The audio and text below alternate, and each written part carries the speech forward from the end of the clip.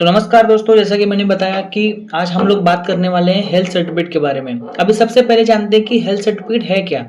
दोस्तों, health certificate आपको ज़रूरी होता है जब भी आप एक्सपोर्ट कर रहे हो कोई भी फूड प्रोडक्ट जिसमें प्रोसेसिंग इन्वॉल्व है। जैसे मान के चलो कि आप मैंगो पल्प एक्सपोर्ट कर रहे हो या सॉसेस एक्सपोर्ट कर रहे हो या कोई भी ऐसी चीज़ है जहाँ पे ह्यूमन इन्वॉल्वमेंट है फूड प्रोडक्ट में, तो आपको हेल्थ सर्टिफिकेट इशू करना बहुत ही इंपॉर्टेंट हो जाता है। इसके लिए क्या करना है आपको, आप ऑनलाइन एप्लीकेशन कर सकते हो हेल्थ सर्टिफिकेट के लिए, और आपको एक गवर्नमेंट अप्रूव्ड जो लैब है उसका टेस्ट रिपोर्ट आपको सबमिट करना बहुत ही इंपॉर्टेंट हो जाता है। हेल्थ सर्टिफिकेट ये दर्शाता है कि जो भी प्रोडक्ट आप इंडिया से एक्सपोर्ट कर रहे हो जिसमें ह्यूमन इन्वॉल्वमेंट है, वो प्रोडक्ट ह्यूमन कंजम्पशन के लिए अच्छा है और सेफ है। प्रैक्टिकल लाइफ में हेल्थ सर्टिफिकेट होता कैसे है, क्या होता है, चलिए हम लोग एक रियल लाइफ एग्जांपल देख के समझते हैं। अभी एक एक्सपोर्टर है जो इंडिया नावा शिवा से एक्सपोर्ट कर रहा है जर्मनी के लिए, और उसका प्रोडक्ट है मोमो सॉस। तो उसके लिए उसको हेल्थ सर्टिफिकेट निकालना बहुत ही ज़रूरी हो जाता है, क्योंकि वहाँ पे प्रोसेसिंग इन्वॉल्व है, ह्यूमन इन्वॉल्वमेंट वहाँ पे इन्वॉल्व है। तो यहाँ पे आप देख सकते हो कि हेल्थ सर्टिफिकेट में पहले तो आएगा आपका कंट्री ऑफ डिस्पैच, इंडिया है। कंपेटेंट अथॉरिटी, मतलब ये हेल्थ सर्टिफिकेट किसने इशू किया है। यहाँ पे एक गवर्नमेंट एजेंसी है जिसको हम लोग बोलते हैं EIC, इसका मतलब है एक्सपोर्ट इंस्पेक्शन काउंसिल। अभी हेल्थ सर्टिफिकेट आप दो तरीके से निकाल सकते हो, या तो आप प्राइवेट कोई भी कंपनी है उससे निकाल सकते हो, या फिर आप गवर्नमेंट एजेंसी है उससे भी निकाल सकते हो। लेकिन मैं तो प्रिफर करूंगा कि आप हमेशा जो गवर्नमेंट एजेंसीज है उसके थ्रू ही निकाले तो बहुत ही अच्छा है, क्योंकि वहाँ पे एक ट्रस्ट फैक्टर का इशू है। इसलिए मैं तो आपको रिकमेंड करूंगा कि आप हमेशा EIC एक्सपोर्ट इंस्पेक्शन काउंसिल के थ्रू ही आप हेल्थ सर्टिफिकेट निकालो। उसके बाद आएगा रेफरेंस नंबर। जैसा कि मैंने बताया कि टेस्ट रिपोर्ट इंपॉर्टेंट है हेल्थ सर्टिफिकेट देने के लिए, तो यहाँ पे ये एक्सपोर्टर ने क्या किया है, जियोकेम लैबोरेटरी का टेस्ट रिपोर्ट सबमिट किया है एक्सपोर्ट इंस्पेक्शन काउंसिल को। उसका रिपोर्ट का नंबर भी है, उसका डेट भी यहाँ पे मेंशन किया है। तो वहाँ पे आपको वो रिपोर्ट सबमिट करना बहुत ही इंपॉर्टेंट है। डिस्क्रिप्शन ऑफ प्रोडक्ट यहाँ पे मेंशन किया है, उन्होंने मेंशन किया है HOI मोमो सॉस। ये HOI में भी उनका ब्रांड नेम रहेगा, मोमो सॉस है। Original and hot HOI momo sauce classic green, मतलब यहाँ पे उन्होंने पूरा डिस्क्रिप्शन दिया है कि उनका प्रोडक्ट क्या है, कैसा है।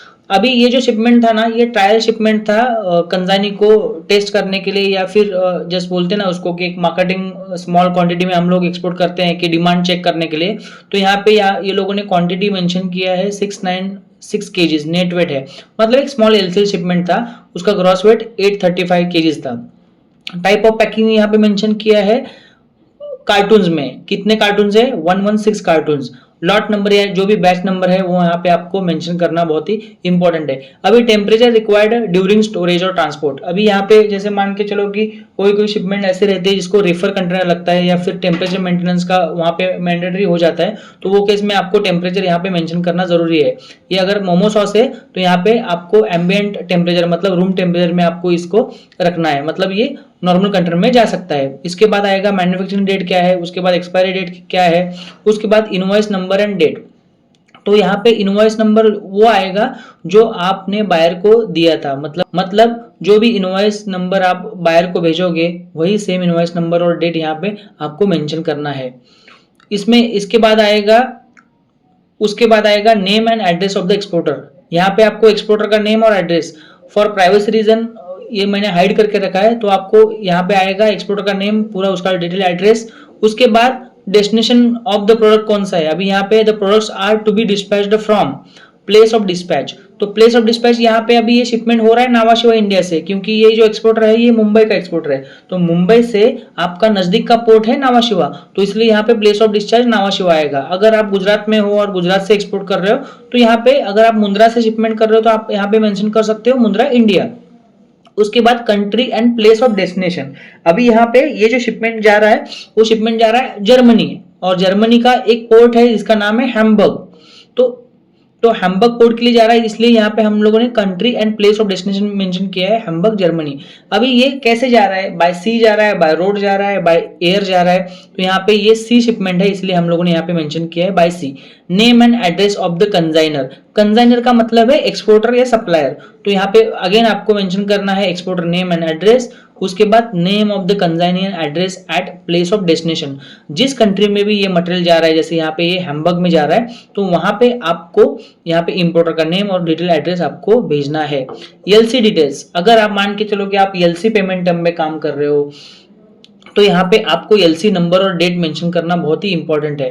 टेस्ट रिपोर्ट और सारी चीजें चेक करने के बाद आपको एक्सपोर्ट इंस्पेक्शन एजेंसी यहाँ पे आपको हेल्थ सर्टिफिकेट ओरिजिनल इशू करती है, और यहाँ पे साइन आप देख सकते हो, साइन और स्टैंप लगा के दे सकती है। अभी इसका जो वैलिडिटी है वो रहता है 45 days from the date of issuance. अभी डेट ऑफ इशू इसका क्या है, 14 जनवरी 2025। इसका मतलब 14 जनवरी से 45 डेज तक ये वैलिड रहता है, वरना आपको उसको वापस टेस्ट रिपोर्ट देके वापस हेल्थ सर्टिफिकेट इशू करना पड़ेगा, जिसके लिए आपको और भी कॉस्टिंग आएगा। दोस्तों, हेल्थ सर्टिफिकेट रिगार्डिंग यहाँ पे मैं आपको एक बोनस टिप देना चाहता हूँ, ध्यान से सुनिए। कोई भी नया बायर है जिसके साथ आप काम कर रहे हो, और अगर वो हेल्थ सर्टिफिकेट के लिए आपको मांगता है कि मुझे हेल्थ सर्टिफिकेट की रिक्वायरमेंट है, तो मेक श्योर करो कि आप हेल्थ सर्टिफिकेट का जो भी ड्राफ्ट है वो आप बायर को भेजो, कंसाइनी को भेजो, उसको बोलो कि चेक विद योर कंट्री, और मे बी उसका जो कस्टम हाउस एजेंट है उसके साथ चेक करने के लिए बोलो। कोई भी क्वेरीज है, कोई भी अगर उसको लगता है कि कोई और डिटेल्स मेंशन करनी है, तो उसके हिसाब से मेंशन करके फिर ही आपको हेल्थ सर्टिफिकेट फाइनल करना है।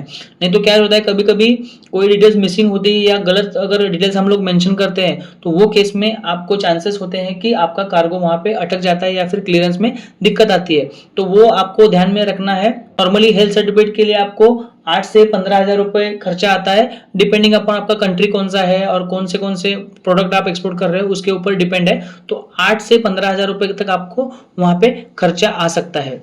बोनस टिप नंबर 2 ये है दोस्तों कि जैसा कि मैंने बताया था कि 45 डेज तक ये सर्टिफिकेट का वैलिडिटी रहता है, तो मेक श्योर करो कि जब भी आपका हेल्थ सर्टिफिकेट आएगा उसके बाद ही आप शिपमेंट प्लान करो, क्योंकि हर एक बायर का रिक्वायरमेंट अलग रहता है। कोई बायर जो रहता है वो बोलता है कि मुझे जो हेल्थ सर्टिफिकेट का इश्यूएंस डेट चाहिए वो शिपमेंट से पहले चाहिए।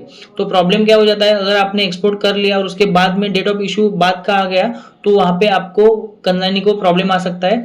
इसलिए आप मेक श्योर करो कि जो भी आप शिपमेंट प्लान कर रहे हो वो डेट ऑफ इशू के बाद का ही प्लान करो, तो आपको भी क्लियरेंस में दिक्कत नहीं आएगा और बायर को भी प्रॉब्लम नहीं आएगा।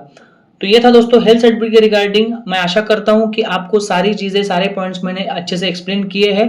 अगर आपको कोई डाउट है, क्वेरीज है, या फिर हेल्थ सर्टिफिकेट के रिगार्डिंग आपको डिटेल कुछ पीडीएफ गाइड चाहिए, तो मुझे नीचे कमेंट में जरूर बताइए। मैं आपको वो गाइड जो पीडीएफ फाइल है वो आपको भेज दूंगा। दूसरा, अगर आपको लगता है कि कोई और टॉपिक है, कोई और डॉक्यूमेंट है जिसके ऊपर मुझे वीडियो बनानी चाहिए, तो मुझे नीचे कमेंट में जरूर बताइए। मैं ट्राई करूंगा कि उसके ऊपर वीडियो बनाऊंगा। नेक्स्ट वीडियो में, तब तक के लिए सपोर्ट करते रहिए और आगे बढ़ते रहिए। जय हिंद।